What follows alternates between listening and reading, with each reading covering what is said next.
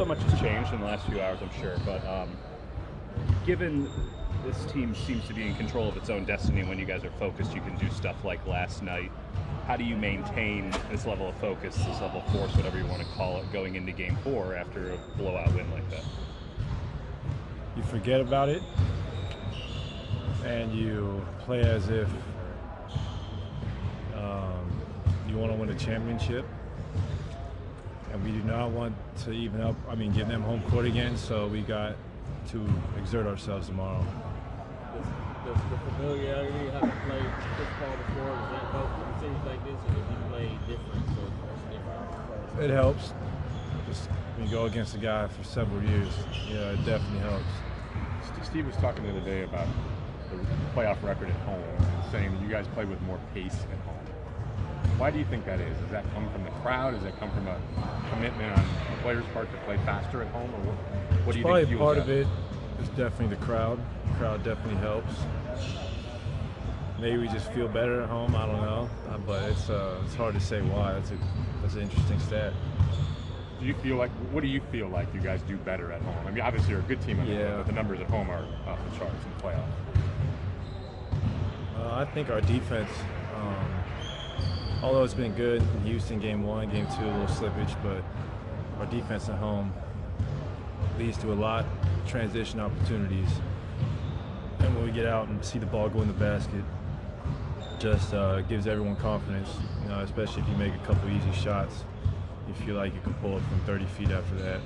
So it just gives you rhythm, and I think we just get more easier buckets at home from our defensive stops and deflections. Do people understand, how different the type of defense you guys and the Rockets are playing is from what's been done in the NBA for decades, right? It's very different, but that's why our team was built like this, so you could play this way. And we got so many guys of like size and similar skill sets. I mean, our center's 6'7", but he plays, he can guard every position. So it's pretty cool to see, and it's kind of like we modernized the NBA. And I don't know if it's going this direction, but it looks like it. I mean, you're kind of running centers out of a job. I know there's still a lot of great bigs in this game, and I think there's still a lot of great players at the center or who play on the block. I know you've seen it a million times, but when Steph starts hitting shots, and he's had a little bit of a dry spell, and you talked the other day about how it wasn't quite the struggles that we might have made it out to be. But is there a sense of relief for you guys on the floor in that moment? What's that like? I don't really think it's relief because we're not, worried when Steph's missing shots or making shots. As long as he exerts the effort, great things are going to go his way. And no, there wasn't any relief. I mean, it could have been Steph, could have been me, it could have been KD, Andre, Draymond. Right. Whoever had a big night, that's fine. But at the end of the night, get that win. That's all. We're 2-1 now. That's all that matters. No one's gonna remember that. Steph. He did have an amazing game. Never mind. So. All different. You play differently for the Rockets. A little bit. He doesn't have the ball in his hand as much as he used to, and probably had a higher usage rate with the Clippers. He's off the ball more with the Rockets, but he still, when he has the ball in his hand, he still plays very similar. Getting the paint, always looking for that lob threat, and very good in the mid-range still. When Andre's playing the way he did yesterday, you guys look pretty unbeatable. It's kind of been a good bellwether for you guys. What's the biggest misconception about what he brings to the team? Because obviously the box score doesn't reflect everything that Andre does for you guys.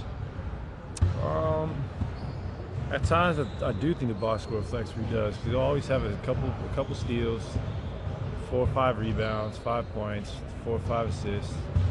He just does it all. He just always makes the right play. Will always come to a jump stop, just like last night. Came to a jump stop on the block, could have gone up for layup, but made the extra pass to Nick Young. Yeah. So he just sees basketball at a very high level. And I'm not a huge believer in analytics, but I'm sure analytics are on Andre's side. When you have a guy like Draymond, who obviously is so great at help defense and reading what's going on the court, but you also have a guy like Andre can do the same thing. How much confidence does that give you when you're at the point of attack that, hey, even if I get beat or if I play over aggressive, I got not one, but two, and sometimes even three with KD behind me? Oh, it gives us a ton of confidence, especially because this team's so good at the three-point line. You don't want to let them step into open threes. That's how they get going. So having those guys behind you gives you the confidence to play and pressure your man more, get into the ball, and knowing that you have great rim protectors behind you, it does wonders. Do you like the challenge of switching on to all different types of offensive players? Like, I think last night I think they were 1-10 when you were the primary defender. Yeah, and I love showing my defensive versatility. It's not just trying to shut down the two guard position, it's trying to shut down every man you guard, whether it's Chris Paul at the 1, Capella at the 5. You just try to be a pest on everybody, and that's what the best defenders do. And I think everyone on our team has that attitude. That's why we're so good at switching. How hard does it prepare for, right? You have to study each tendency for all these different kinds of players, right? Yeah, you do, but luckily for us, we love this sport, so when you're watching opposing teams, it's not really homework, it's more just pleasure, and what comes with that is you remember their tendencies and stuff, and it's just fun to apply those when you see, every play. You got to think quickly out there. How do you guard against any kind of letdown after a 41-point win, that you don't come out like you did in Game 2? That's a good question. You forget about it, and you, as simple as it is, you just have in the back of your mind that, we haven't done much yet. We're 2-1, which is a great position to be, but we're one game away from giving them home court again. So just be prideful about winning at Oracle too. Keep the streak going. I know we just eclipsed an NBA record, so it'd be pretty cool to keep that going. And we have a beautiful opportunity to do that tomorrow. Is it a must-win game? No, it's not a must-win game, but we would like to win it very badly. Klay, this has been kind of a season-long kind of journey. Yeah. Obviously, people talked about you guys playing the Rockets from the start of the season. Are you surprised there hasn't been a night where you guys both have played your best basketball? Yeah. Not really. I mean, both teams got guys who can take over games, and obviously we saw that last night in Steph. But as far as the games being closer, it doesn't surprise me, man. Both of our teams have great firepower, so you're gonna see high-scoring games. Klay, Steph is finishing so well at the rim in this series. His three wasn't working, and so he just went right to the hole. What have you noticed from him in that regard? He's been doing that his whole career.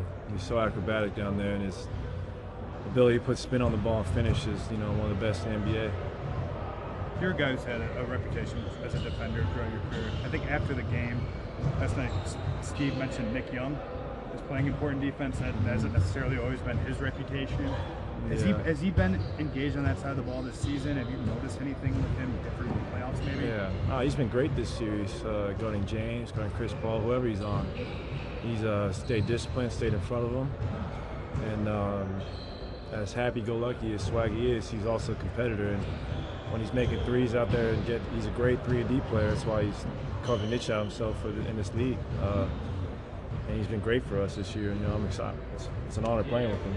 Did you feel like the D part of that existed before this year? I think, I've seen it. Luke Walton said he was the best defender on the Lakers when he was coaching. Even though Luke at the time said that wasn't that big of an accomplishment, but still, Nick's great. And I didn't know he could move his feet that well, but he's definitely shown why his value, this series and why we brought him on, just because he stretched the floor and he's a stalwart on defense. Draymond said the Rockets team evolved. What's that? How have you seen the team evolve? I think our communication's been great this postseason, and then just our ability to attack the ball handler. We don't sit back and let the offense dictate what they want to do anymore. And since the postseasons came, I think we've done a great job of making them adjust to us on that side of the ball. We have had our slip-ups 3 games, so hopefully we don't have any more of those. Draymond said the Rockets have.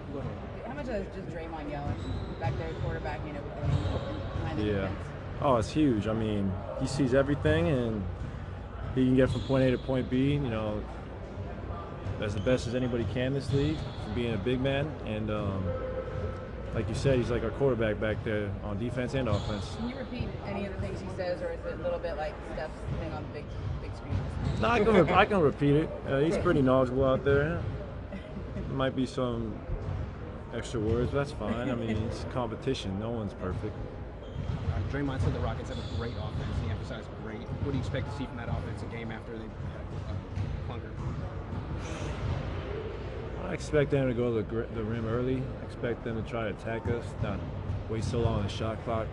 I expect them to try and get out and transition more. Did you watch the show Billions? No. They made a cameo in the show. Oh, did he? Showtime thing. Have you ever been invited to do like TV or make a cameo somewhere? I don't know. No? I don't know. I don't think so. I was like, do you think you'd be a good actor? No. I hate cameras. I don't like cameras. You guys good? Thank you.